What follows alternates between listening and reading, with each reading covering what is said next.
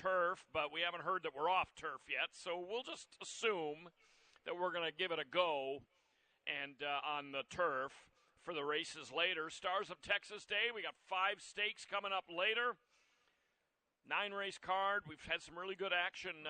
Bunch of favorites won Thursday. Only one post-time favorite won yesterday. Good competitive racing. Yesterday we had a lot of races with like a 3-1, 5-2 favorite. Yep. Today I don't know if it'll be quite like that. Some of these Texas-bred turf stakes tend to draw a heavy favorite, but still, good matchups today, I think. Yeah, really good matchups, and we're going to get a sloppy track on the main, and it's kind of weird because I'm in an office with no windows, so I didn't know till you came in and talked about how heavy it had been raining, and I go out and look out a window, and sure enough, that was kind of a shock to me. Well, we'll see how it goes. My room has windows, obviously, floor to ceiling, but I had my shades down, and I was concentrating, and then I left the booth for a few minutes, came back, and it's suddenly I can't see more than 2 miles away, and it's pouring rain. So it caught me by surprise as well. Let's take a look at today's races. Race 1, and again, we haven't had time really to adjust for off tracks, so hopefully there won't be dramatic. At least I haven't had the chance, and I doubt you have either. Race 1, Texas Bred Allowance. This is a really good race. $39,000 purse. These are Texas-bred 3 and up, and super good Texas-bred sprinters in here going 7 furlongs. Yeah, this race, I think this race tightened up a little bit because Too Much Action has won 3 of the last 4 by big margins. Buyer figure of 90 and 89 in his last 2. He'd won 11 of 22 races on a fast track. He's 0 for 5 on an off track, and the track's definitely going to be off. So went from a pretty confident selection, Victory for Vets, who I made a close second choice. Never worse than second in 3 wet track races. So I think his stock just moved up. And Dustum, who loves a wet track. Yeah. I mean, this guy, on his best day, has upset Too Much Action and Victory for Vets. So Dustum, appears to have tailed off a little bit recently, but he may be resurrected by a sloppy track. Yeah. That's an amazing record. And a lot of these horses on their best day, even though it's a shorter field, are very good Texas-bred sprinters. So I just feel like with the wet track, I don't think we'll see a 6-5 in here now. I don't think. Probably not. I agree. With the dry track, Too Much Action is just going so well right now. I mean, his 2 wins here. I went and rewatched both of them, and I keep my own notes on horses that win races. He was very much in hand in romping in these 2 really fast wins. But you bring up a very good point. The playing field could be a bit leveled when we have this off track. Now, looking at Too Much Action, you do go back to the Wayne Hanks Memorial a year ago, which was on a sloppy sealed track, and he was second beaten a neck, but he was beaten by Dustum, like you say. Yeah. So, really good race. It was a good race going in. Victory for Vets, I'm fully willing to toss that last race. I actually picked him in that last race, thinking against Texas Breds, Victory for Vets is usually hammered at the windows. I thought maybe I'll get a price. He clearly doesn't care for turf, but I thought maybe there were excuses in those first 3 turf losses for Victory for Vets. I don't think there were, but on the main track, he could be pretty salty, and he has a good main track record, too. Yeah, and I'll just reiterate, the 2 times Dustin beat Too Much Action, both times was a wet track. Yeah. So, it's going to be interesting to see how this plays out. I think it's going to be a really competitive race now. On we go to the second. Fillies and Mares 3 and up. This is a second-level allowance here for Fillies and Mares. Scratch the 5, Courageous Cap'n out of this one. That leaves a field of 6. And you have an imaginative or a more imaginative pick than I do in here. I went chalky, and you're going with a bit of a long shot. Yeah, this is my best long shot. I go some days, I don't like it when it goes this way. I go through the 9 races, and I don't have a long shot I really like. So then I backtrack, and I try to find, a vulnerable favorite, which I typically want to do anyway. I thought maybe Attlegate might be a little bit vulnerable. I mean, he was really good in 2023 in one race, 2024, again, just 2 starts the whole calendar year. So he's obviously, not the greatest of horse at staying, good. He debuted and ran 9th at Churchill on May 24th. Ran a Beyer figure that isn't good enough to win here. I know when Asmussen sends here, they tend to improve off the, lesser competition. I just think Attigate being a 4-year-old with only 4 races, perhaps he could be vulnerable off a mediocre race. Show Me the Candy at this same 2 other than condition. Did win 2 starts back here at Lone Star. Didn't get a lot of respect that day either, 10-1. And then he moved up in class, ran a decent 4th. Wiseman's back aboard, who did ride this horse to that upset win 2 starts back. 7/8 of a mile, cutting back to 6 off his win, I should say. I don't know. That's the only race really good enough on his record to win this race. I have to be honest there. I just felt like he'll probably be ignored, and I'm going to take a chance with him just on the assumption that Attigate isn't the Attigate of 2024. That's possible. I mean, the positives on Attigate is she's by Arrogate, who I think was a good off-track horse. She has a big off-track number on the Tomlinson number. And on her best day of last year, she probably beats this field. But, she's had 1 race this year, and she ran last, albeit beaten a little less than 6 lengths. It was at Churchill. It was a comeback race. I don't normally think of the Asmussen operation as one in which horses go out there and need a race. I mean, but maybe she needed an outing. The drawbacks for Attigate is she fired fresh at Remington in her debut in 23. She fired fresh on July 4th of last year here when she trounced a field on this main track. Then she ran reasonably well at Ellis in a stake race the next time out, but she didn't run fresh at Churchill. Right. And we don't know how she's going to do on an off track, and she's going to be a short price. Yep. I actually kind of like Oklahoma Logic. The lone 3-year-old in here ran a really nice race here in the second week of the meet. Has been off since then. Asmussen shipped her to Louisiana Downs. She's been working regularly there. She has a lot of good speed, and we're told the track is fast and firm. And, as fast as this main track dries out, they had a good seal on it. I mean, it could be sealed and fast, but still. Oklahoma Logic, I think, she's fast. She's pretty consistent. She could be a contender in here, I think. Yeah, and a lot of times when a trainer enters too, betting the longer priced one is more profitable. It doesn't produce more winners, but because I actually did a study on this 10 years ago here at Lone Star Park, every entry, and would you have been smarter to bet the shorter or longer priced one? And usually the entries are Asmussen, Gustafson, Pish. I mean, it's our leading trainers too, bro. Ramirez, so Rodriguez. It gives you a good idea, and clearly betting the horse at the bigger price produced a better return on investment, even though the lower priced winners overall had a higher win percentage.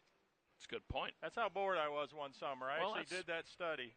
That is a good analytical deep dive. On to the third. Sometimes we joke a little about the Beyer par figure and say, this is an optimistic Beyer par. It'll be 65 and nobody in the field has ever beaten 55. Well, this third race is the opposite. The Beyer par has been getting regularly crushed by some of the runners in this race, including the ones that are shorter in the odds. Fillies and mares 3 and up, $7,500 claimers, so a lower level race, non-winners of 3 for fillies. But between Princess Matoli, Sabres, and Super Enticing, you can find a lot of performances that are at or significantly over the Beyer par. I've never been sure what to do with Princess Matoli. I know I didn't pick her last time, and she crushed them. I don't remember what I did on May 10th. But, she's back again.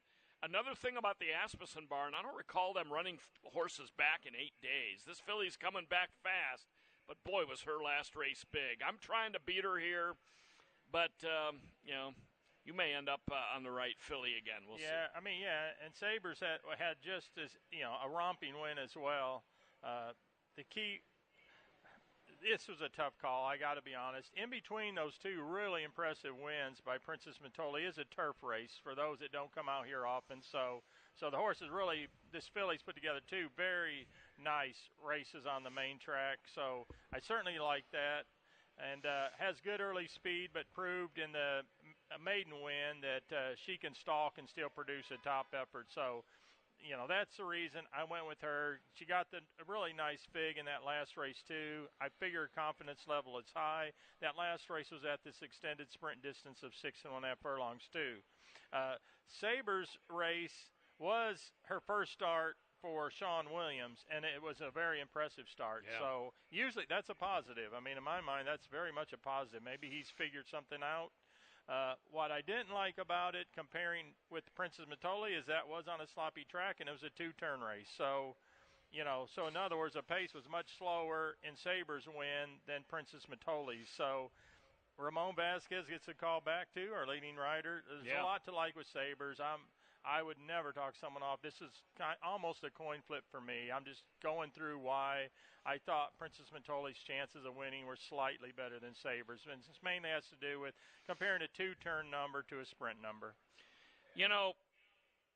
I may have hit my head or something, but I'm taking them second and third and throwing Super Enticing up there on top. I have a bit of an Asmussen homer bias working today, I see. Super Enticing, I'm tossing that turf race last time out. And, she's like a lot of fillies or a lot of runners that end up at Oaklawn, and between the competition and the surface and whatever, she just ran a bunch of kind of type races for a while this year. But if you go back to last year in Southern California, she threw in some really nice races at times.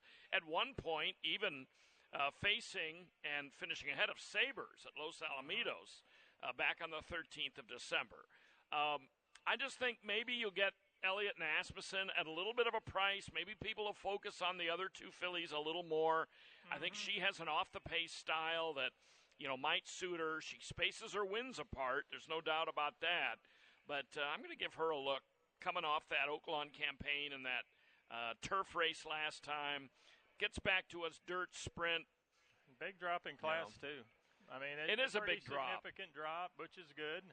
She's not really a sprinter, but I think the drop in class, the return to this main track might help her. I wonder if Eric had his choice on the two horses. He's been riding them both. It'd be interesting to see. Anymore, it seems like Eric and Elliott have flip-flopped. It used to be Elliott would ride the more favored horse. Yes. And Eric would ride what was left. Now it seems like it's the other way around.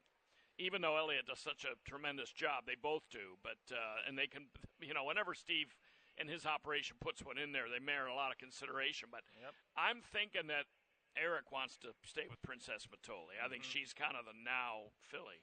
Yep. Now, race number 4, I think this is a tough one to gauge. Texas-bred fillies. These are 2-year-olds, 5.5 furlongs. I picked a horse in here, we both did, in Double Barrel Vinny, who seems to be sitting on a win.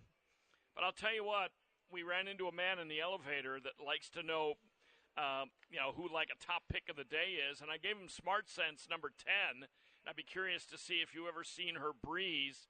But first, let's talk about Double Barrel Vinny. I'll say one thing before you speak. Mm-hmm.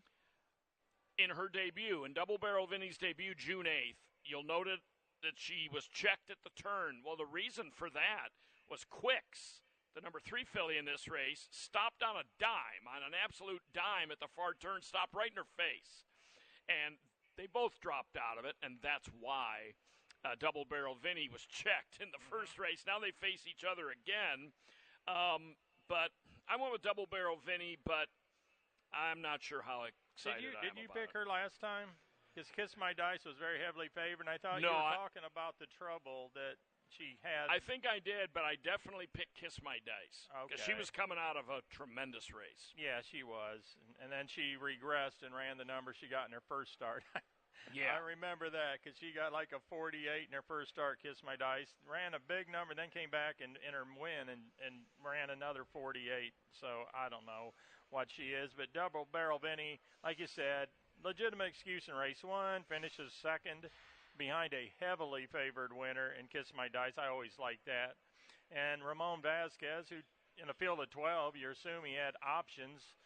He said, I'm going to stay with this one, which is a good idea since his stable wins a ton of races around here anyway. So, just off that really good last race, I didn't think there were a whole lot of options. Short Speech's race, if you look at it, was very fast-paced, especially when you compare it to Double Barrel Vinny's. They went 47-1. He was close to the lead. In Short Speech's race, he's only half length off the lead, and they're going 22 and 246. So, is there a chance that he's going to, or she's going to improve? Yeah, absolutely. The pace was much quicker. One small concern is Vasquez opts for Double Barrel Vinny, but he may think he'll get a lot more opportunities riding for Ramirez Rodriguez than for Ray Ashford. So sometimes we can overanalyze something like this. I assume he's won races with Ray Vasquez. He wins for everybody. But, Ray's going with the guy he can depend on and has a lot of success with in David Cabrera, who, again, has been one of our leading riders for many years now.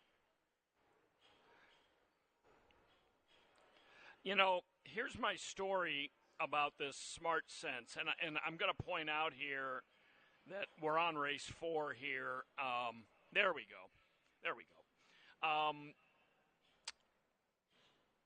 Double Barrel Vinny, nice improvement, start 1 to 2. I picked her just because I kind of had to. I didn't have to, let's put it that way. I gave strong thoughts to Smart Sense, number 10. You mentioned Vasquez and Ashford. Ashford and Diego are a very potent combination. Mm-hmm. The stats and the form prove that out. Yep. This filly is out of an unraced dam, but this filly, Smart Sense, is a half to 5 different multiple race winners. 2 of them won at first asking. Another one won at second asking. One of them, Smart and Intuitive, made $266,000 and won 10 races. Another one, Cinco de Mo, won $114,000 in 4 races. So good pedigree. Drills that I think look pretty good. It looks like she could have some speed. Drawn toward the outside. I don't mind that. And the rest of them in here that have run really haven't done a whole lot. Even Double Barrel Vinny's buyer is 6 points below par. Mm-hmm. Love Rain or Me could run better next time. She comes out of that really good race with Texas Speed Queen and Kiss My Dice, where the rest of them were just in their own little deal in the back there. So I'm going to see if Smart Sense can do it. Yeah, and Love Rain no more. That was blinkers on, after a third place debut. I like Short Speech's race better. They come out of the same restricted stake, but Short Speech was really close to that hot pace. So, I would definitely put her over the other. We're getting word from downstairs now that we're sloppying off the turf, which is a real shame. Just because, the weather was looking okay. I didn't like the clouds driving in, but, that's the way it goes. You can't do much about the weather. So it looks like we're sloppying off. We can still talk about the turf races, but they become a totally different race when they go off the turf, not to mention that we haven't adjusted our picks. Right. Race 5. We're going to stretch these 2-year-olds out a little bit. This is the Texas Thoroughbred Association Futurity Colton Gelding Division. Scratch the 1, Walker's Creek, and the 5 stretch. Both Austin Gustafson runners offered some depth in this field behind More Force, who I think was already going to be a clear-cut favorite. Now, I don't want to use the W word, but, and I don't like to use the C word, but, More Force, if he can handle whatever kind of off-going we have in race 5, this is almost a formality. Yeah, 40% of the odds just left So, where's that 40 going to go? It's probably the 3 or the 4. More 4s, as you said, that'd probably be odds on now. Was one of the more impressive debut winners. And on the Beyer scale, I don't remember giving a debut winner in 84 in a few seasons. Not that I can recall anyway. But a very fast race. I remember being a little disappointed in myself because I saw this Colt Breeze a few times, and the public didn't think that much of him either. He's 11-1, and then he runs a hole in the wind. I mean, it was just so impressive. Subsequently, he works 46-2. I mean, a very, very fast work. Ramon Vasquez stays aboard. The only knock I could possibly come up with is none of the horses that finished behind him has run as fast as they did in that race yet. There's, so. That would be the only knock. Maybe that number deserves a minus sign. Maybe it's not quite that impressive, but it was still impressive. It's all right. This is what I like about him also, is that he won by 2. He finished, Walker's Creek was 2 lengths back, and it's 4.5 lengths. I told Jim last Saturday before the seminar, I said Walker's Creek had one of the most awesome works I've seen that same day, last Saturday. And he was so full of run, and he was like, the rider was water skiing. I was super impressed with that work. I remember telling you, I'm almost tempted to pick Walker's Creek next Saturday. I mean, this horse looks like he's ready to roll, and he scratched, so it's a moot point now. But, how do I not like It's All Right, who beat Walker's Creek, if I think Walker's Creek is, may end up being a much better colt than he showed first time out. So, that doesn't mean It's All Right came out of the race as good as Walker's Creek. I mean, I don't know yet.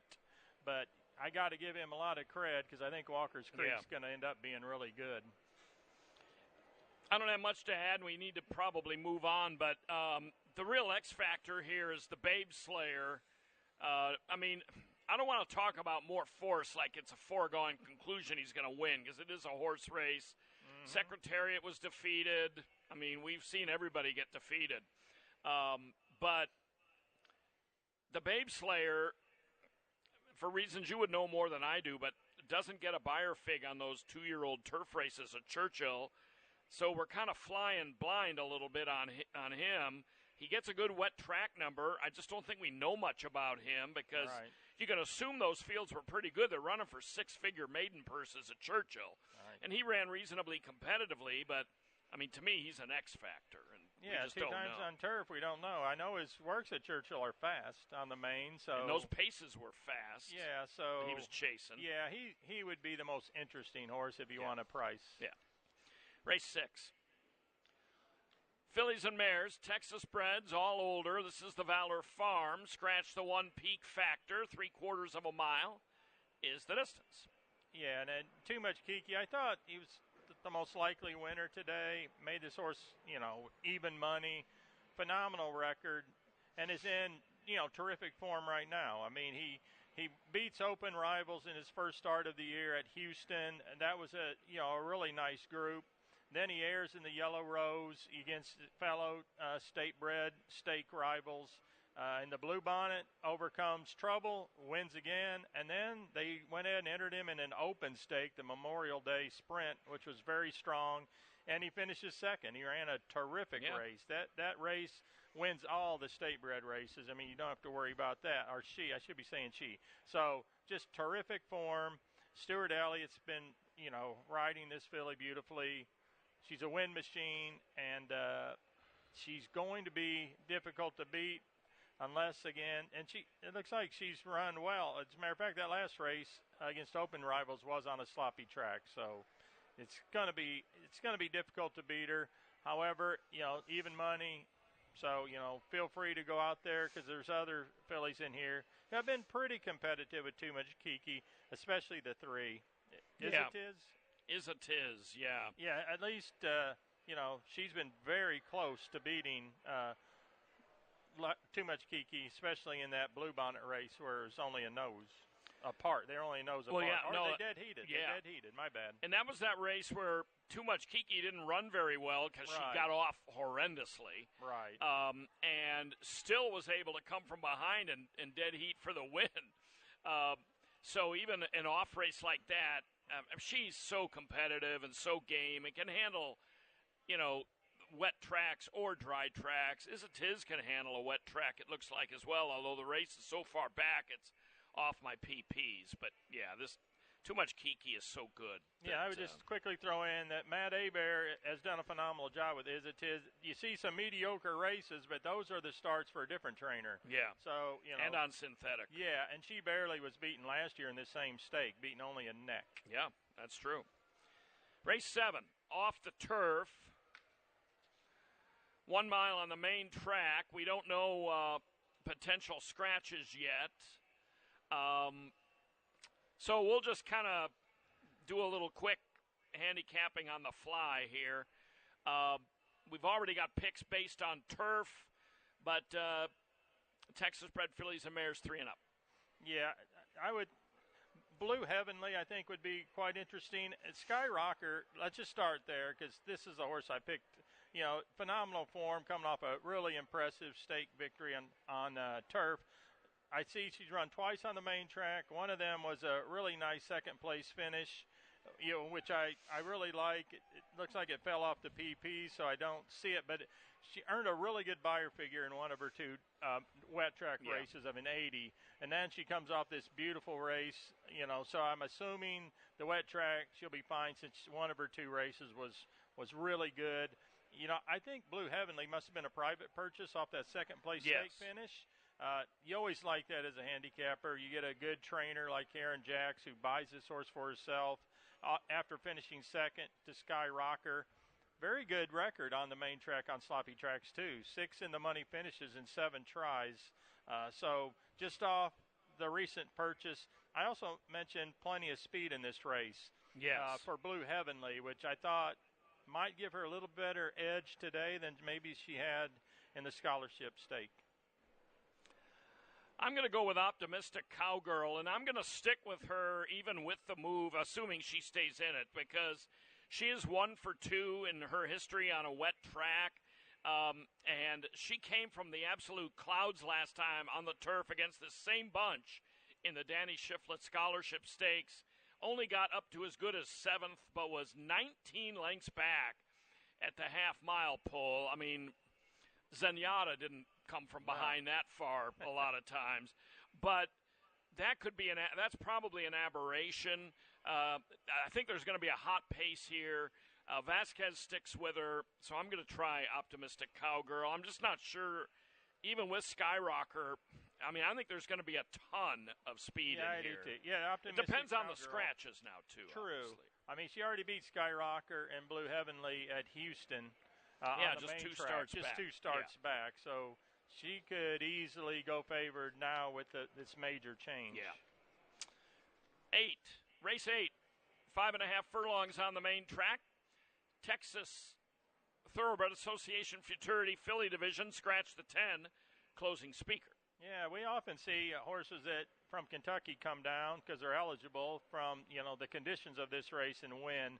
Late night text, slight edge for me, brought $125,000. That's just a this big spring payday. here. Yeah, just this spring. Yeah. So they must have really liked how she looked. And then she debuts at Churchill Downs and is being pressured. Drew inside, was pressured throughout, beaten only a neck. He earned a buyer speed figure of 72, which is, clearly fastest in this group. I think they've updated that. I got a 74 buyer on my PPs. Could they have updated that? Yeah, I'm surprised. Yeah, they must have dropped it. Because you get an earlier edition of the PPs than I do. Mine, I probably printed these 2 days ago. Yeah. Well, the horse will be 5-2, then 3-1 here based on buyers. Not to correct you, but just since you're the buyer. Andy wrote something in the forum about making adjustment to every Churchill Downs race. Really? And he goes into detail what happened at the meet up there, but nevertheless. Either way, Smell the Lilies, the winner is an Asmussen filly that was 2-1 in that race, so not an overwhelming favorite, but she ran gamely to her. I saw that race. That was a blanket finish. Yes. The third place horse was only a head back. But they all ran gamely, so that was a good spot. Yeah, it was a good spot. And, our leading rider gets the call, has obviously good early speed, has a terrific number for an off track, so I don't think the off track will be too big of a concern. And then we'll, the more force race, raises up here. We got Light Up the Night, who finished second behind that one against boys. Now she's back in with her own kind. And More Force is her stablemate. I don't know if that has any bearing on anything, but